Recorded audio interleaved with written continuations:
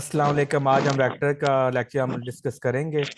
तो सबसे पहले थोड़े एमसीक्यूज हैं वेक्टर से रिलेटेड, वो डिस्कस करते हैं। तो ये बहुत इंपॉर्टेंट एमसीक्यू है कि वेक्टर्स की एडिशन और वेक्टर की सब्ट्रैक्शन दोनों का जो मैग्नीट्यूड है वो किस एंगल पे इक्वल होता है। तो उसका आंसर है 90 डिग्री।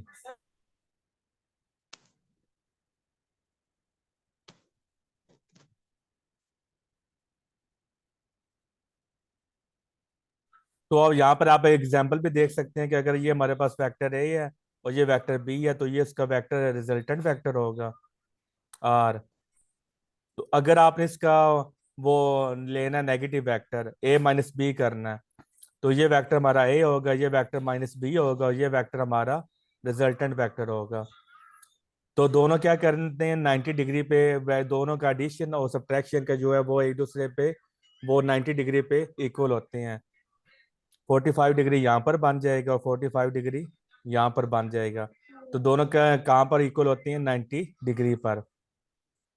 ये पीपीएससी में आ चुका है एमसीक्यू।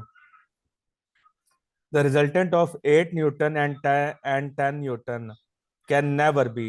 तो इसका भी आप आंसर दो, इसका क्या आंसर होगा? 10+8 करें तो हमारे पास आता है 18। अगर 10-8 करें तो मेरे ख्याल में 2 आता है, तो 20 नहीं होगा इसका। इसका आंसर पे क्या नहीं होगा? 20। यस। 20। तो इसका आंसर होगा 20। क्योंकि जब हम दो वेक्टर्स को ऐड करते हैं तो हमने क्या करना है, दोनों को माइनस कर देना है। तो 10 माइनस जी। 8 किया तो आंसर आ गया 2। फिर हाँ दोनों जी, को ऐड बिल्कुल। करें तो जब ऐड करेंगे तो फिर आंसर क्या आएगा? 18। तो यानी कि 2 18। और 18 के दरमियान कुछ भी आंसर आ सकता है। तो 2 और 18 के दरमियान 6 है, तो ये भी आंसर हो सकता है। 15 भी है, ये भी 15 आंसर भी, हो 12 भी। सकता है। ये भी हो सकता है।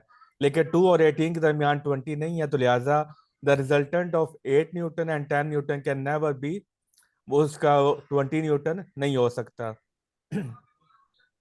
यहाँ पे क्वेश्चन आपने फौरन पूछ लेना है, वेट नहीं करना। The maximum of two vectors can be their sum when they are parallel. ये एमसीक्यू भी आया पीपीएससी में, अभी ये रिसेंटली भी आया है 2022 वाला, जो 30 अक्टूबर वाला, कि दो वेक्टर्स का जो रिजल्टेंट है वो मैक्सिमम कब होता है? जब दोनों वेक्टर्स पैरेलल होते हैं, यानी उनके दरमियान एंगल कितना होता है? 0 डिग्री। और 0। मिनिमम कब होता है? जब दोनों वेक्टर्स क्या हो? एंटी पैरेलल हो। Anti parallel. तो ये हमारे पास वेक्टर की रेंज होती है ए माइनस बी और ए प्लस बी।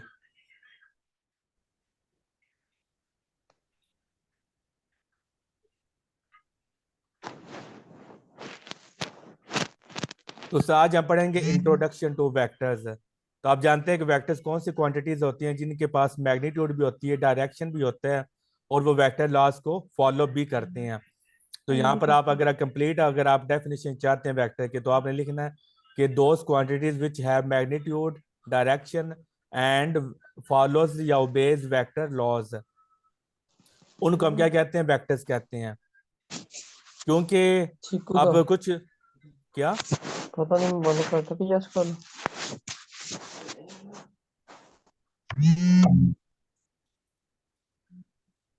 तो जैसे आपने करंट का देखा था कि करंट के पास डायरेक्शन भी होती है, लेकिन इसके बावजूद वो हमारी वेक्टर क्वांटिटी नहीं होती। तो इसलिए क्योंकि करंट हमारा वेक्टर लॉस को वो ओबे नहीं करता। वेक्टर की डायरेक्शन के दो तरीके होते हैं, बोल्ड फेस लेटर और या एरो लगा दें। आप एरो ऊपर भी लगा सकते हैं, नीचे भी लगा सकते हैं। ठीक है। और आप एक सिंपल लाइन भी लगा सकते हैं। अगर ये वेक्टर है ना, आप सिंपल ये लाइन भी लगा सकते हैं ऐसे, ये भी वेक्टर हमारा रिप्रेजेंट करता है।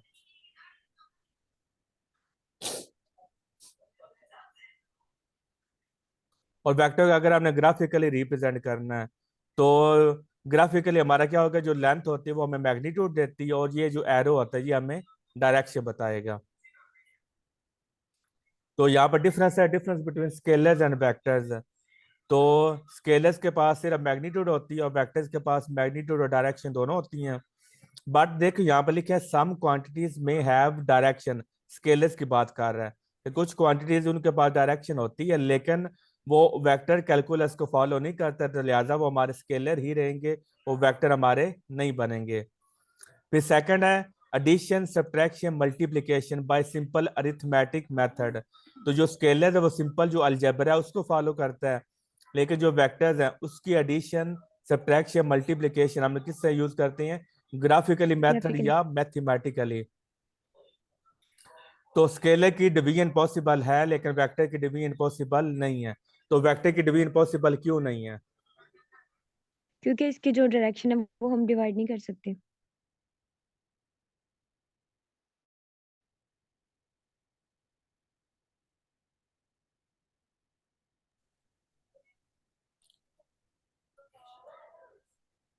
शायद आप ही पार्टिसिपेट करो साथ में। तो वेक्टर को हम रिप्रेजेंट कैसे कर सकते हैं? स्केलर्स को रिप्रेजेंट करना तो सिंपल लेटर से रिप्रेजेंट करेंगे, और अगर वेक्टर को रिप्रेजेंट करना तो फिर किससे करेंगे? बोल्ड फेस लेटर से। तो डायरेक्शन ऑफ वेक्टर ये बहुत इंपॉर्टेंट है। टू डायमेंशन अगर हमारे पास 2D हमारे पास सिस्टम हो तो उसमें direction can be represented by a single angle from positive x axis in anti clockwise direction. जो हमने एंगल की डायरेक्शन लेनी है वो हमेशा क्या होनी चाहिए? एंटी क्लॉकवाइज होनी चाहिए। और एंगल हमेशा कहाँ से लेते हैं? पॉजिटिव एक्स एक्सिस से लेते हैं। तो 2D में हमारे पास सिर्फ एक एंगल ही हमें चाहिए वेक्टर की डायरेक्शन को बताने के लिए, लेकिन अगर हमारे पास 3D हो जाए तो फिर यहाँ पर हमारे पास 3 एंगल्स होते हैं, अल्फा, बीटा और gamma angles.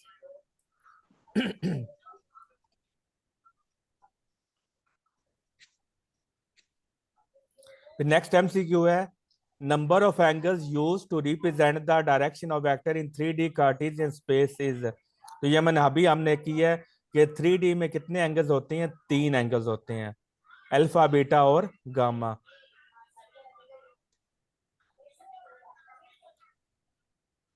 If vector A this one and vector B this one,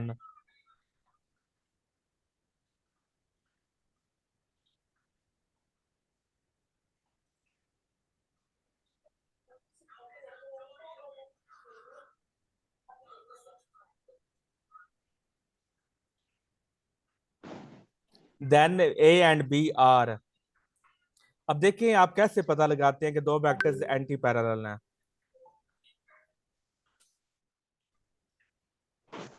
यहाँ पे वो पूछ रहा है कि दो वेक्टर्स पैरेलल है, परपेंडिकुलर है, या एंटी पैरेलल है, या इक्वल है। दो वेक्टर्स हमें दिए हैं, तो शॉर्टकट मेथड से आप इसको कैसे सॉल्व करेंगे?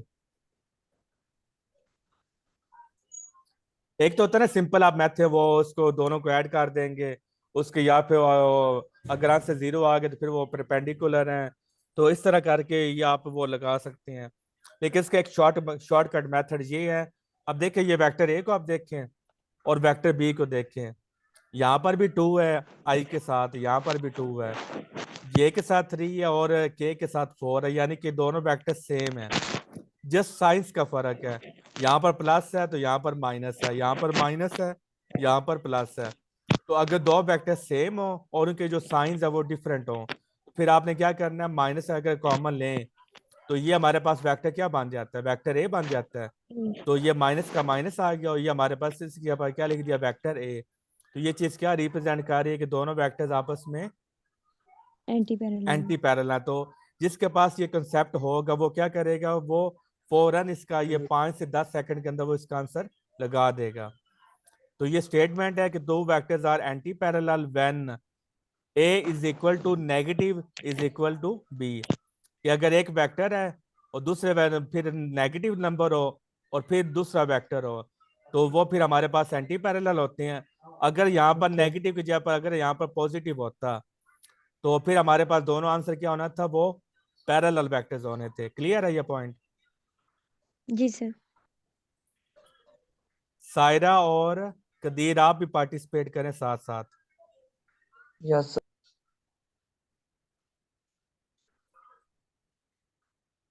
चुप करके अगर बैठे रहेंगे फिर फिजिक्स आप सीखने के फिर आपको समझ नहीं आएगी। फिर नेक्स्ट यस एमसीक्यू है कि अगर ये वेक्टर हमारा ए है, ये वेक्टर बी है, देन ए एंड बी, ये वही एमसीक्यू है। मल्टीप्लीकेशन ऑफ वेक्टर्स, हम वेक्टर्स को मल्टीप्लाई कैसे कर सकते हैं? तो ये काफी इंपॉर्टेंट कंसेप्ट है। ये डेमो वगैरह में भी पूछे जाते हैं कि अगर वेक्टर को पॉजिटिव नंबर से मल्टीप्लाई करें तो उसकी जो मैग्नीट्यूड है वो इंक्रीज हो जाती है, जितने नंबर से आपने मल्टीप्लाई करना, लेस उतने देन। टाइम्स उसकी मैग्नीट्यूड हो जाएगी, लेकिन जो डायरेक्शन है वो उसकी क्या रहेगी, सेम रहेगी। जैसा कि ये वेक्टर यस हमारे पास ए है, इसको आप 2 से मल्टीप्लाई करें तो 2 3 × 6 हो गया। तो ये न्यू वेक्टर हमारे पास आया, वो हमारे पास क्या आया, 6 मीटर। तो आप देख सकते हैं डायरेक्शन उसकी सेम है, यहाँ पर भी वही डायरेक्शन है, यहाँ पर भी वही डायरेक्शन, लेकिन उसकी जो मैग्नीट्यूड है वो उतने टाइम्स क्या हो जाएगी, बढ़ जाएगी।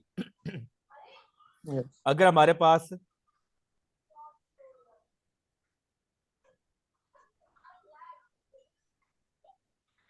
जहां पर भी आपने क्वेश्चन हो, आपने फौरन आपने बताना है, वेट नहीं करना। फिर अगर नेगेटिव नंबर से मल्टीप्लाई करें तो वही बात है कि मैग्नीट्यूड तो इंक्रीज होगी, लेकिन उसकी डायरेक्शन क्या हो जाएगी, रिवर्स हो जाएगी। अपोजिट। अगर हम -3 से मल्टीप्लाई करें तो 2 3 × 6 हो गया, तो मैग्नीट्यूड इसकी 6 है, लेकिन जो डायरेक्शन वो क्या होगी, रिवर्स हो गई। तो आपने ये देखे, यस वेक्टर को जब स्केलर से मल्टीप्लाई करते हैं तो रिजल्टेंट में हमें क्या मिलता है, हमेशा वेक्टर ही मिलता है। तो ये बहुत इंपॉर्टेंट लाइन है कि वेक्टर्स को जब आप स्केलर से मल्टीप्लाई करते हैं तो रिजल्टेंट हमेशा क्या होता है, वेक्टर होता है। वेक्टर। फिर मल्टीप्लीकेशन विद स्केलर क्वांटिटी, अगर हम स्केलर क्वांटिटी से मल्टीप्लाई करें तो रिजल्टेंट में हमें क्या मिला, वेक्टर मिला। वेक्टर। जैसे मैथ हमारा क्या है, स्केलर है, और स्केलर है। वेलोसिटी हमारी क्या है, वेक्टर क्वांटिटी है। तो इसका आंसर हमारा क्या आया, मोमेंटम। मोमेंटम क्या होता है, मोमेंटम। वेक्टर होता है। वेक्टर। सब्ट्रैक्शन ऑफ वेक्टर, तो subtraction of vector is equal to the negative of a second vector and add to the first vector. के दो दूसरा जो वेक्टर होगा उसका हमने क्या करना है, नेगेटिव वेक्टर लेना है, उस नेगेटिव वेक्टर को फर्स्ट वेक्टर में क्या कर देना है, ऐड कर देना है। तो ये फिर हमारे पास क्या हो जाती है, सब्ट्रैक्शन ऑफ वेक्टर्स आ जाती है। Addition and subtraction of vectors. Addition of vector पहला मेथड है हमारे पास पैरेललोग्राम। अच्छा, अब ये बताएं पैरेललोग्राम मेथड से हम कितने वेक्टर्स को ऐड कर सकते हैं। सारे 5 को कर सकते हैं, 10 को कर सकते हैं, 2 को कर सकते, कितने वेक्टर्स को ऐड कर सकते हैं।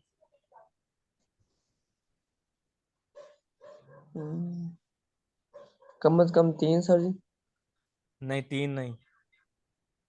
अच्छा, आप दो। कम से कम 3 का वर्ड बोल रहे हैं, मतलब 4 भी कर जी सकते हैं, 5 भी कर सकते हैं। Yes sir. पैरेललोग्राम मेथड यही है कि आप देखिए, ये हमारे पास वेक्टर है, ये वेक्टर हमारे पास एक्स है, ये वेक्टर हमारे पास वाई है। तो यहाँ पर वेक्टर रियल में मौजूद है, तो आपने इनको क्या करना है, इनकी पैरेलल शिफ्टिंग करनी है। जिस तरह यहाँ पर वेक्टर मौजूद है, इसको उठाकर आप यहाँ पर ले जाएं, तो यहाँ पर आप डॉटेड लाइन लगाते हैं। ये एफएस बुक पे टॉपिक है। तो ये जब आप डॉटेड लाइन जी लगा सर। देते हैं तो ये एक हमारे पास ये वेक्टर फिर हमारे पास एक्स बन गया। तो इसको रिप्ले उठा के हमने यहाँ पर ले गए, फिर इसको वेक्टर को उठाकर हमने यहाँ पर ले आए। तो यहाँ पर भी हमने क्या करना है, डॉटेड लाइन हमने लगा दी।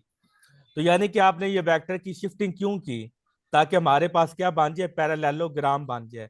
पैरेललोग्राम क्या होती है कि उसमें जो अपोजिट एंगल वो लाइंस कर्व होती हैं, इस तरह करके। क्योंकि ये मैथ का कंसेप्ट है तो हमने बस इसकी ज्यादा डेप्थ में नहीं जाना फिजिक्स वाले ने। तो ये हमारे पास एक पैरेललोग्राम बन जाती है, इसकी 4 साइड्स होती हैं। रेक्टेंगल में एंगल हमारा 90 डिग्री होता है, लेकिन यहाँ पर एंगल कितना होगा, 90 से कम होगा। तो रेक्टेंगल और पैरेललोग्राम एक किस्म की सेम ही है। तो रेक्टेंगल में क्या होता है कि चारों साइड का जो आंसर है वो ये तो स्क्वायर बन गया। रेक्टेंगल में आंसर क्या होता है, जो साइड्स के मान एंगल होता है 90 डिग्री।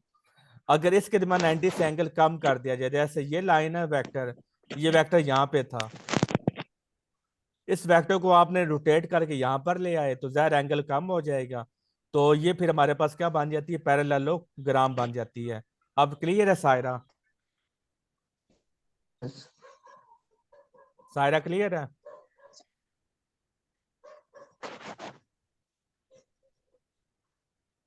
तो मैंने क्वेश्चन पूछा था कि पैरेललोग्राम मेथड से आप कितने वेक्टर्स को मैक्सिमम आप ऐड कर सकते हैं।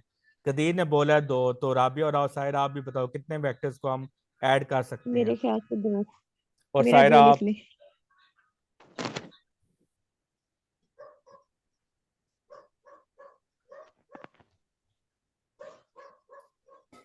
पैरेललोग्राम मेथड से हम सिर्फ और सिर्फ दो वेक्टर्स को ऐड कर सकते हैं। यहाँ पर आप देख सकते हैं हमने पैरेललोग्राम बनानी है, कंप्लीट करनी है। अगर यहाँ पर हमारे पास तीसरा वेक्टर हो तो उस वेक्टर से फिर हम पैरेललोग्राम कैसे बनाएंगे? पैरेललोग्राम के तो चार साइड्स होती हैं, एक ये हो गई, एक ये हो गई, एक ये और एक ये। इसका फिर आपने जो रिजल्टेंट वेक्टर ड्रॉ करना है ना वो आप दरमियान से करते हैं। तो पैरेललोग्राम में ये आप इसका क्या हो गया, ये रिजल्टेंट वेक्टर हो गया। तो इसको आप दरमियान से आप क्या करते हैं, ड्रॉ करते हैं। तो ये इंपॉर्टेंट एमसीक्यू है कि पैरेललोग्राम से हम दो वेक्टर्स को हम क्या कर सकते हैं, ऐड अप कर सकते हैं। और ये एक इंपॉर्टेंट एमसीक्यू है, vector addition is commutative. Commutative का मतलब क्या होता है? कम्यूटेटिव सर जी ना। हाँ, इसका मतलब क्या कम्यूट होता है करते कम्यूटेटिव लाइक का?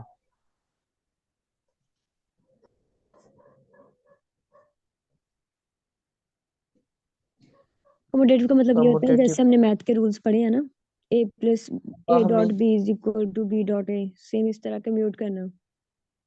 तो इसका मतलब तो आपने बताया ही नहीं है। ये भाई बता देंगे।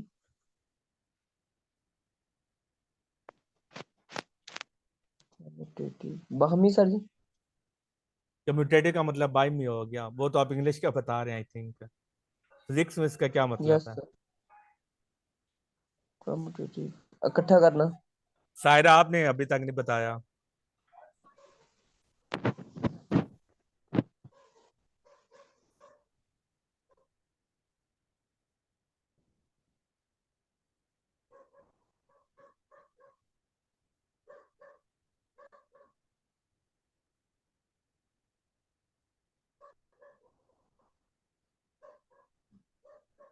शायरा आपने नहीं बताया।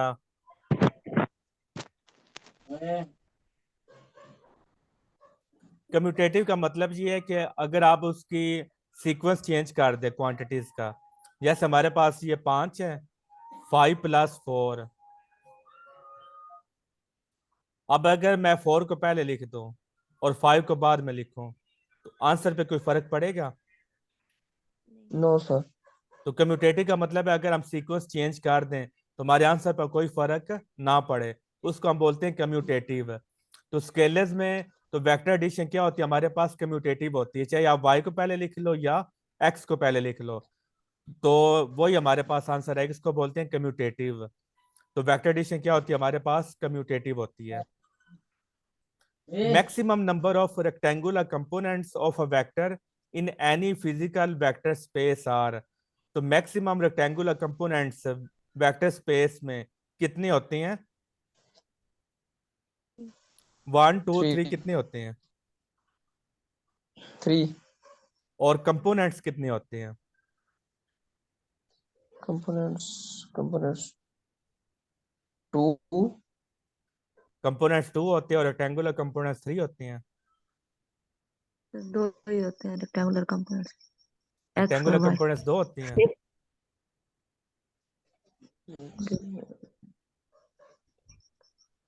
मैक्सिमम नंबर वाई पूछ जी। रहा हूँ।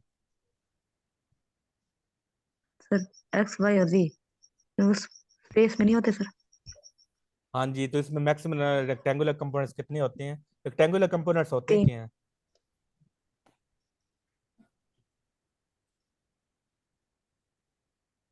और दूसरा सवाल, हम कंपोनेंट्स बनाते क्यों हैं, कब बनाते हैं, हमें जरूरत इसकी क्यों पेश आती है? सर जब फोर्स को रिजॉल्व करना हो, तो एक क्यों फोर्स रिजॉल्व है करने उसके पड़ती कंपोनेंट्स है? निकाल। क्या अब कोई भी, ये अगर एक मेरे पास फोर्स है या वेक्टर है, क्या मैं इसको रिजॉल्व कर लूंगा कंपोनेंट्स में?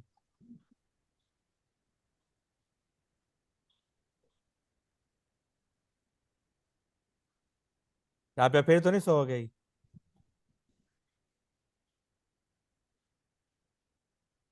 राबिया सो गई हो? नहीं नहीं। अब मेरा तो, मुझे तो अब डर ही लगा रहता है तुम्हारा। हम्म। हम कंपोनेंट्स क्यों बनाते हैं? अपनी आसानी के लिए और किस लिए बनाते हैं? क्या इसका कंपोनेंट मैं बना सकता हूँ अपनी आसानी के लिए? किसका? ये जो है, ये तो फिर ये तो सिर्फ एक वेक्टर है, लाइक एरो। हाँ, तो कंपोनेंट्स किसके बनाते हैं? कोई भी वेक्टर हो उसके बनाते हैं। तो ये वेक्टर नहीं आपको नजर आ रहा?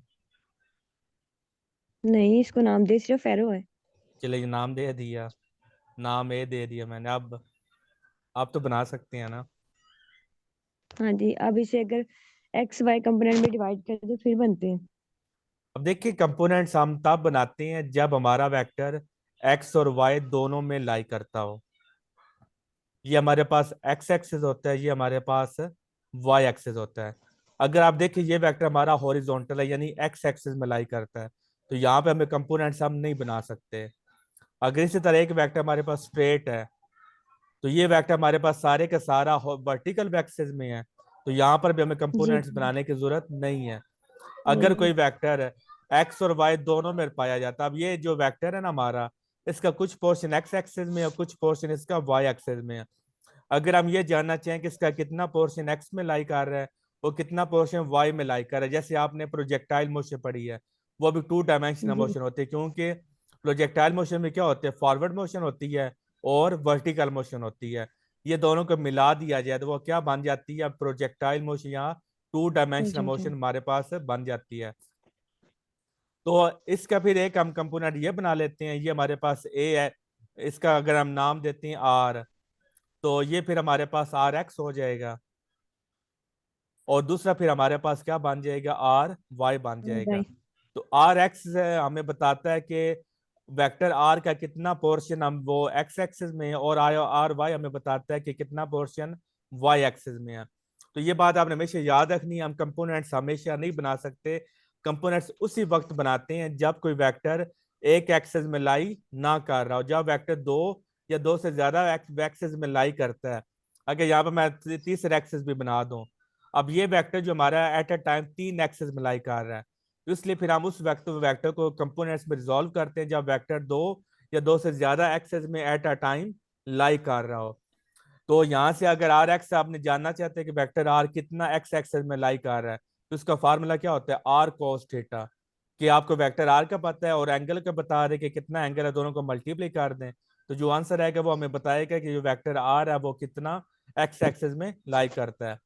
इसी तरह अगर हमारे पास वेक्टर आर वाई, तो ये किसके इक्वल होगा, आर साइन थीटा के। तो वैल्यूज पुट कर दे तो हमें बता देगा कि ये वेक्टर कितना वाई एक्सिस में लाई करता है। तो पहला क्वेश्चन हो गया क्लियर या नहीं, कि वेक्टर के ओके। कंपोनेंट्स हम क्यों रिजॉल्व करते हैं। Yes sir. दूसरा सवाल मैंने पूछा था कि मैक्सिमम रेक्टेंगुलर कंपोनेंट्स क्या होते हैं। ये सिंपल डेफिनेशन है, रेक्टेंगुलर कंपोनेंट्स वो होते हैं जिनके दरमियान एंगल कितना हो, 90 90 डिग्री का। हो। Mutually perpendicular components of a vector are called rectangular components. Rectangle का मतलब क्या है, 90 डिग्री। तो रेक्टेंगुलर कंपोनेंट्स वो होते हैं, आप देखिए या हमारे पास आर एक्स है ना, और ये हमारे पास आर वाई, दोनों के दरमियान एंगल कितना है, 90 डिग्री है। 90। अगर मैं जी एक्सेस में भी कंपोनेंट बनाऊं ना, तो उसका एंगल भी कितना बनेगा, 90 डिग्री ही बनेगा। तो मैक्सिमम रेक्टेंगुलर कंपोनेंट्स हमारे पास 3 होते हैं। 3 एक्सेस अगर 3D हो तो हमारे पास 3 कंपोनेंट्स ही बनेंगे ना। क्या यहाँ 4 या 5 बन सकते हैं 3D में? क्योंकि रेक्टेंगुलर कंपोनेंट्स की शर्त है कि साथ जितने भी आपने कंपोनेंट्स बनाने हैं, सब के दरमियान एंगल क्या होना चाहिए, 90 डिग्री होना चाहिए। 90। अगर मैं यहाँ पर कोई और कंपोनेंट ड्रॉ कर लेता हूँ 3D में, तो क्या उनके दरमियान सब के दरमियान एंगल 90 डिग्री होगा? नो नहीं। सर। तो 3D में हम मैक्सिमम 3 रेक्टेंगुलर कंपोनेंट्स बना सकते हैं, और 2D में हम कितने बना सकते हैं, 2 बना सकते हैं। तो इसका मतलब है जो रेक्टेंगुलर कंपोनेंट्स का जो मिनिमम नंबर है वो 2 होता है, और जो मैक्सिमम नंबर क्या होता है वो 3 होता है। 3। अगर मैं रेक्टेंगुलर का वर्ड हटा दूं, ये वर्ड मैं आपसे बोलूं कि एक वेक्टर के कंपोनेंट्स बनाएं, तो जब मैंने बोलूंगा एक वेक्टर के कंपोनेंट्स बनाएं, तो क्योंकि अब शर्त खत्म हो गई है। पहले शर्त थी रेक्टेंगुलर मतलब 90 डिग्री। अब मैं किसी भी एंगल पर उसका कंपोनेंट्स क्या करता हूँ, बना देता हूँ। अब इसके मैं जितने मर्जी कंपोनेंट्स बना दूं, क्योंकि कोई शर्त मेरी अब वो उसने नहीं दी कि जी एंगल कितना होना चाहिए, 90 डिग्री। अब वो शर्त से आजाद हो गया है। तो एक वेक्टर की आप इनफाइनाइट कंपोनेंट्स आप बना सकते हैं, लेकिन एक वेक्टर के जो रेक्टेंगुलर कंपोनेंट्स है वो मिनिमम 2 होती हैं और मैक्सिमम 3 होते हैं। तो ये पॉइंट क्लियर है सबको? जी सर। Yes sir. और सायरा आपको?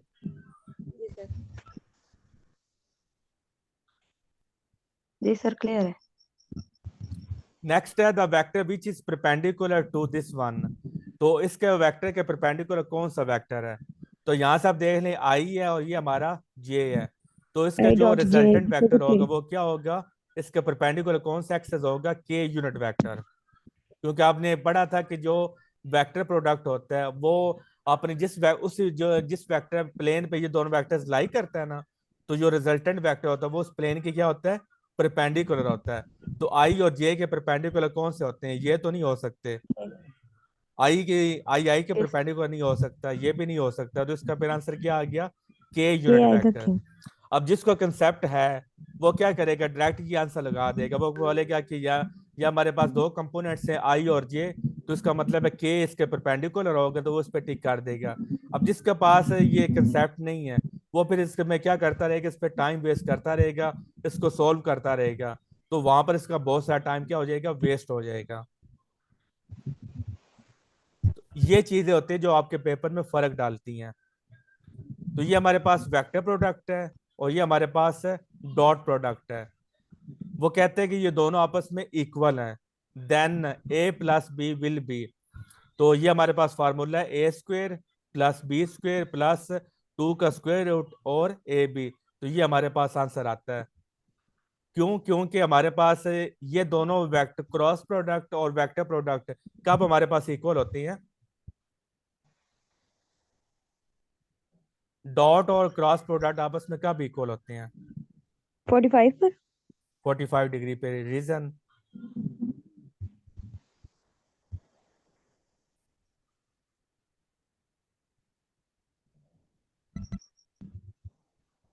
45 सर जी, साइन 45 1/√2 पे और कोस 45 1/√2 हाँ के जी। बराबर होता है। तो ये हमारे पास फार्मूला होता है ना, A square plus B square plus 2ab cos theta. और थीटा। थीटा जब हमें क्या पुट कर दिया? 45 डिग्री। तो 45 डिग्री क्या होता है? 1/2 का स्क्वायर रूट। Yes sir. तो 1/2 का स्क्वायर रूट और यहाँ पर मल्टीप्लाई हो रहा है 2 से। तो ये 2 क्या स्क्वायर रूट क्या करेगा? स्क्वायर रूट ऊपर चला बना देगा जाएगा ना। उसको। यस। तो फिर ये बन गया ना सिचुएशन। तो यानी कि यस। ये क्लियर एमसीक्यू। ये आंसर कैसे आया? जी सर। क्योंकि 45 डिग्री क्या होता है? 1/2 का स्क्वायर रूट। 1 तो बाय आपने √2। फार्मूला पढ़ा है कि अगर ऊपर और नीचे सेम डिजिट हो तो और एक के ऊपर स्क्वायर रूट हो, तो अगर नीचे है तो स्क्वायर रूट ऊपर चला जाएगा। तो ये स्क्वायर रूट जब ऊपर गया तो फिर हमारे पास क्या बन जाता है? A square plus B square plus 2 का स्क्वायर रूट और साथ में मल्टीप्लाई ए और बी। बी। शायद आपको भी क्लियर है। जी सर। पोजीशन वेक्टर नाम से जा रही है, हमें क्या बताएगा? वेक्टर की पोजीशन बताएगा। तो 2D में हमारे पास ये फार्मूला होता है पोजीशन वेक्टर। और ये बात आपने याद रखनी है, पोजीशन वेक्टर को आप आर यूनिट वेक्टर से रिप्रेजेंट करते हैं, ठीक है? इसका कोई और नाम आप नहीं दे सकते, ये फिक्स है। अगर आप बोलें कि जी हमारे पास के पोजीशन वेक्टर, तो वो गलत हो जाएगा। पोजीशन वेक्टर का नाम स्पेसिफाइड है, इसका नाम आप चेंज नहीं कर सकते। तो 2D में जो हमारे पास फार्मूला क्या हो जाएगा? ए आई प्लस बी जे, और इसके मैग्नीट्यूड ये हो जाएगी। और 3D में हमारे पास 3 एक्सेस होती हैं, फिर हमारे पास ये फार्मूला हो जाएगा। रिजल्टेंट वेक्टर क्या होता है? Resultant vector has the same effect as combined effect of all the vectors to be added. जो ये दो वेक्टर्स मिलकर जो इफेक्ट क्रिएट करती हैं, वो ये इफेक्ट अकेला वेक्टर क्रिएट कर सकता है। उसको हम क्या बोलते हैं? रिजल्टेंट वेक्टर बोलते हैं। अगर दो वेक्टर से आपने मैग्नीट्यूड मालूम करनी है तो ये बेस्ट फार्मूला है इसको यूज करने के लिए। अगर एंगल 0 डिग्री हो तो फिर cos 0 क्या होता है? 1। तो फिर हमारे पास से क्या हो जाएगा? 2a भी हो जाएगा। तो यस। फिर हमारे पास ये फार्मूला बन जाता है ना, a प्लस बी होल का स्क्वायर। जी सर। यस। जी सर। क्योंकि जब cos 0 तो cos 0 1 होता है, तो ये वाला खत्म हो गया। तो फिर हमारे पास क्या बचता है? a square plus B square plus 2ab। तो अगर हम उसको बंद करें तो फिर हमारे पास क्या बनता है? a होल प्लस का बी स्क्वायर होल स्क्वायर का रूट कट जाएगी। स्क्वायर। तो ये स्क्वायर स्क्वायर रूट से कट गया। तो पीछे हमारे पास क्या बच जाता है? A plus A B. Plus B.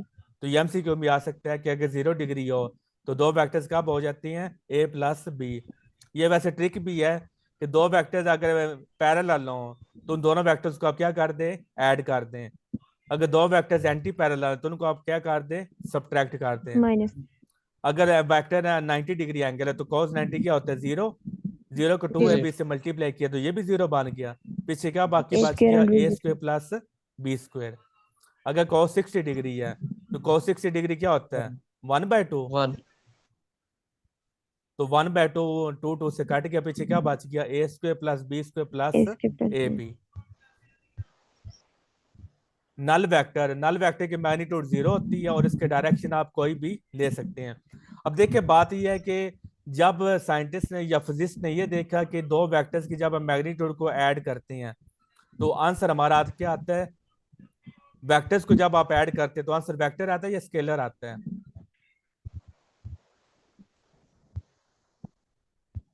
जब आप वेक्टर्स को ऐड करते हैं तो आंसर वेक्टर आता है, स्केलर आता है।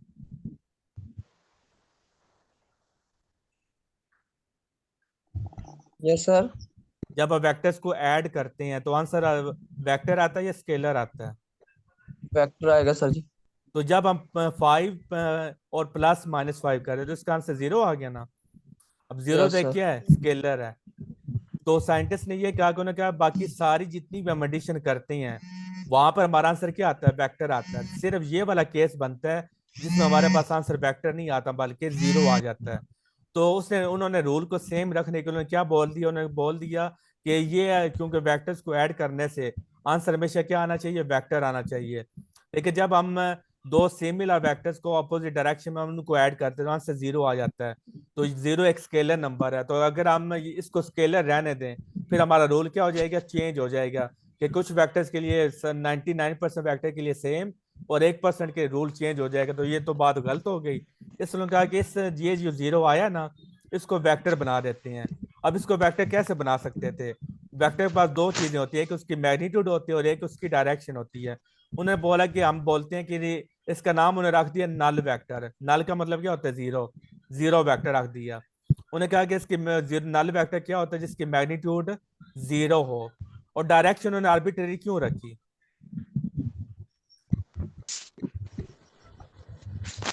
सलमान भाई मैं लेक्चर ले रहा सी, कोई डायरेक्शन जरूरी उन्होंने गल है तो आर्बिट्रेरी क्यों रखी।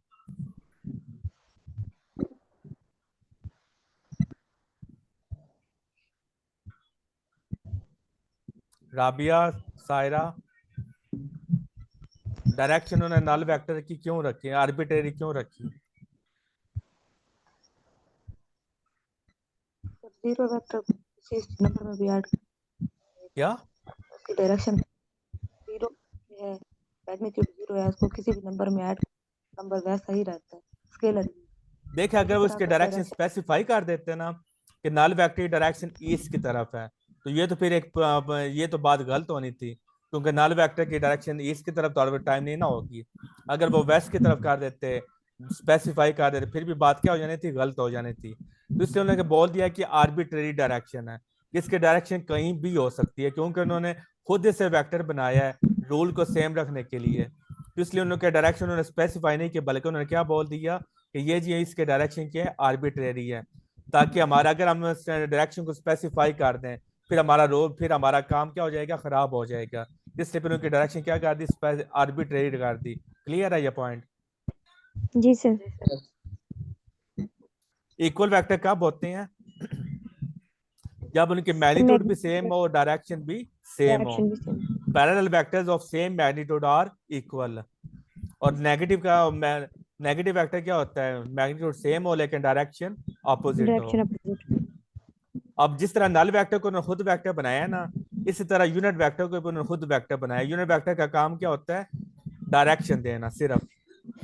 तो क्योंकि यहाँ पर सिर्फ बात आ गई थी डायरेक्शन की, तो इसको उन्होंने वो बोल दिया कि जब हम बार बार लिखते हैं कि ये वेक्टर ईस्ट की तरफ है, ये वेक्टर वेस्ट की तरफ है, इसके बजाय हम लिखते हैं आई जे कैप। तो इनको यूनिट वेक्टर बनाने के लिए क्या किया कि डायरेक्शन उसके पास थी, क्योंकि यूनिट वेक्टर का काम में क्या होता है, डायरेक्शन देना।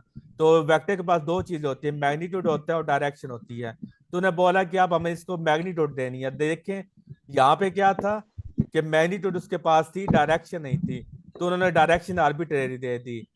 अब यूनिट वेक्टर के केस में क्या हुआ, मैग्नीट्यूड डायरेक्शन है हमारे पास लेकिन मैग्नीट्यूड नहीं है। तो उन्होंने कहा कि ऐसा डिजिट हमें उसको ऐसी मैग्नीट्यूड देनी चाहिए कि जिससे हमारे आंसर पर कोई फर्क ना पड़े, और वो डिजिट कौन सा, 1। 0 तो नहीं आप कहा सकते, क्योंकि 0 को करें तो वो तो उसका वजूद खत्म हो जाएगा। इससे उन्होंने कहा कि जो 1 है ना, ये हम इसकी मैग्नीट्यूड रख देते हैं, क्योंकि 1 को किसी से मल्टीप्लाई करते हैं या डिवाइड करते हैं उस पर कोई फर्क नहीं पड़ेगा। नहीं तो इसलिए फिर इसको वेक्टर बनाने के लिए उन्होंने इसकी मैग्नीट्यूड का क्या कर दी, 1 कर दी। और ये बहुत इंपॉर्टेंट फार्मूला है। यूनिट वेक्टर का फार्मूला क्या होता है, वेक्टर और उसकी मैग्नीट्यूड को आप क्या करते हैं, डिवाइड करते हैं, तो जो हमें मिलेगा वो हमारा क्या होता है, यूनिट वेक्टर होता है। तो Yes. आप जानते हैं कि 3D में 3 यूनिट वेक्टर होते हैं, आई जे के, एक्स वाई जी भी आप कह सकते हैं। और पोजीशन वेक्टर ये हमारे पास हो जाता है, ये हमारे पास नॉर्मल वेक्टर होता है। नॉर्मल वेक्टर क्या होता है, जो हमारे प्लेन जो सरफेस होता है उसके जो परपेंडिकुलर वेक्टर होता है वो क्या होता है, हमारे पास नॉर्मल वेक्टर होता है। एंगल बिटवीन आई माइनस जे और आई प्लस जे, तो एक ऐड हो रही है और एक सब्ट्रैक्ट हो रही है, तो ये दोनों कब इक्वल होंगे, पीछे भी बताया था 90 का एंगल बनता है इनके दरमियान। 90 पे एंगल होगा। आई प्लस जे प्लस के देन ए यूनिट वेक्टर, तो इसको आप सॉल्व करें, ये हमारे पास तो वेक्टर आई है, इसके मैग्नीट्यूड 1 1 1 और इसका क्या आ गया, 3 का स्क्वायर रूट आ गया। और ऊपर वेक्टर हाँ, तो ये हमारे आई पास जे प्लस। आंसर आ गया। Yes. Next part of a vector 6i plus 9j minus 3 के इन वाई जी प्लेन, तो सिर्फ हमने यहाँ वाई पे जी किसका में देखना है, वाई जी प्लेन 9 का। और तो हाँ, तो जे और के को देखेंगे, वो क्या आ गया, 9j माइनस 3 के आ गया, क्योंकि उसने खुद बताया कि वाई जी में बताएं, तो वाई जी में ये हमारा खत्म हो जाएगा, तो सिर्फ क्या बात जाएगा, 9j माइनस 3 के। तो अब 1 मिनट रह गया, तो आज के लेक्चर यहाँ पे खत्म करते हैं, कल फिर हम यहाँ से स्टार्ट करेंगे। रेक्टेंगुलर कंपोनेंट्स ये वैसे मैंने आपको बता दी है, तो कल फिर हम चले यहाँ से स्टार्ट कर लेंगे। Inshallah. कल क्लास की टाइमिंग 10:30 बजे होगी। Okay.